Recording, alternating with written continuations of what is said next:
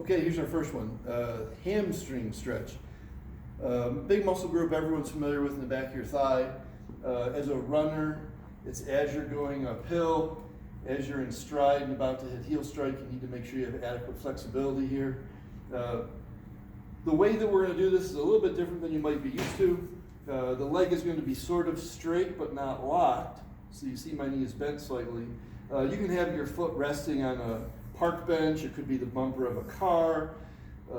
For some people it's going to be so tight it might be a curb or a stair height. The height will be variable. Don't make a contest about how high the leg is.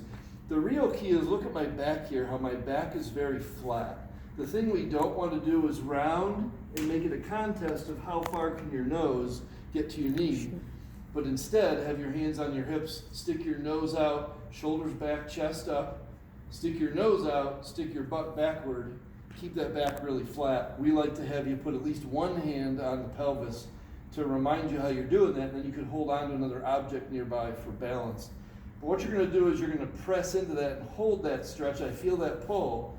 But again, I want to get all the fibers of my hamstring. So what I'm going to do after about 10, maybe 15 seconds of a hold, and I'm working to hold this position, notice. I'm not laying on the floor where someone pulls my leg up in a passive position. I'm working so my muscles are contracted, which is one of those values we talked about.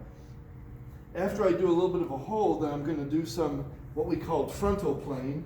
I'm going to go side to side, and as I sway into the C curve, I feel that outer hamstring and then the inner hamstring as I sway 3 to 5 times. And then I'm going to include rotating. Again, this is the transverse plane, 3 to 5 times. And I would repeat that on each leg. Okay, think about this as a runner, especially if you're doing cross country. There may be times that you're reaching out to the side, or you've got to cross over, you're avoiding obstacles, you're avoiding another runner, you're going around a turn.